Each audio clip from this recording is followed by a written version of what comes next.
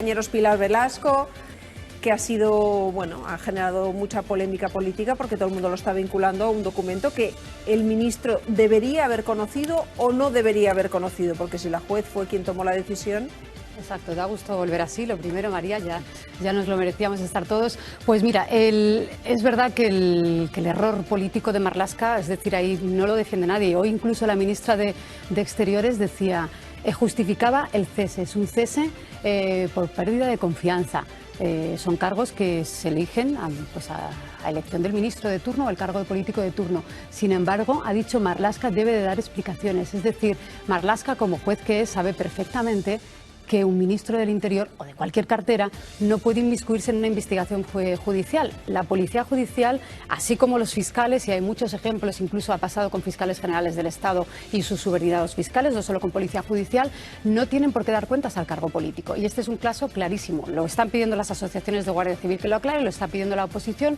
Y Marlaska tiene que aclarar, digo, torpeza política, porque si ha perdido la confianza, no solo esta semana, con el supuesto informe del que pidió cuentas la semana pasada, oye, tienes 2 meses por delante, has tenido un tiempo previo, torpeza política, pero en cualquier caso el ministro sí tiene que dar caso. Cuestión distinta es la investigación judicial, que he leído el auto de la jueza, a mí me genera muchas dudas que se puedan imputar cuestiones penales de informes que recomiendan a España y recomiendan al resto de países europeos.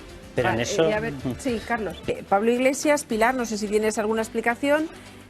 Retuvo esa tarjeta que él recibe del dueño de un medio de comunicación que le dice, oye, me han intentado vender esto, toma, porque te compete, y se supone que él la mantiene mucho tiempo antes de devolvérsela a su propietaria. Fíjate, el giro de este caso, además, para quien piense que puede ser una conspiración judicial contra Iglesias, el giro de este caso es la propia declaración de Dina la semana pasada ante el juez de la Audiencia Nacional, que el juez, los fiscales, incluso los letrados que estaban presentes se quedaron perplejos porque tras todos estos años, este año de investigación y de diligencias en el que Pablo Iglesias efectivamente era perjudicado y víctima de Villarejo, y lo ha sido en otras causas, y eso sí está demostrado, el informe PISA, etcétera, pero en este caso concreto, cuando Iglesias y Dina también habían declarado el robo de la tarjeta que aparece en casa de Villarejo durante los registros, que se la entregó el presidente del Grupo Z, para los quien nos esté viendo es una telenovela, pero el presidente del Grupo Z se la entrega a Pablo Iglesias. Sí, yo me he perdido ya. ¿Verdad? Sí. Y intento resumirlo, pero la protagonista... Claro, le entrega la tarjeta y cuando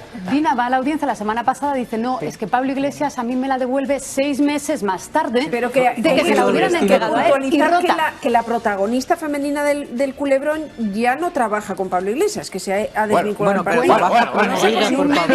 en un medio en el que Pablo Iglesias y su partido animan a que haya que se ha desvinculado ahora. Yo os lo estoy preguntando si tiene alguna relación o no con todo este lío. Iglesias, que justo hoy dice que la llaman a declarar y se desvincula, y yo no sé si es pero se desvincula implicando a Pablo Iglesias y a punto de la posible imputación. O sea, que ha sido un tiro en el pie en toda regla. Volvemos en que hay dos cosas. Los términos son absolutamente un poco fuera de lugar. Y hay muchas más asociaciones. Te voy a citar a Jupol, por ejemplo, que no son precisamente los amigos de izquierdas del gobierno. Jupol, Jusapol, Jucil, que en el comunicado no iban ni mucho menos tan lejos. Han dicho, lo que pedimos es explicación. Digo Jupol y el resto de asociaciones que hay más, excepto las de los mandos. Lo que piden es explicaciones para que se aclare por qué se cesa a Pérez de los Cobos como se le cesó ayer. Evidentemente, Marlaska tiene una crisis interna muy considerable que no va a solucionar únicamente en su declaración, en su comparecencia parlamentaria, y tendrá que sentarse y tendrá que reorganizar efectivamente los altos mandos de la Guardia Civil y reconstruir la confianza, porque él ha perdido no ahora, es que, como decía Rodolfo, esto viene de atrás,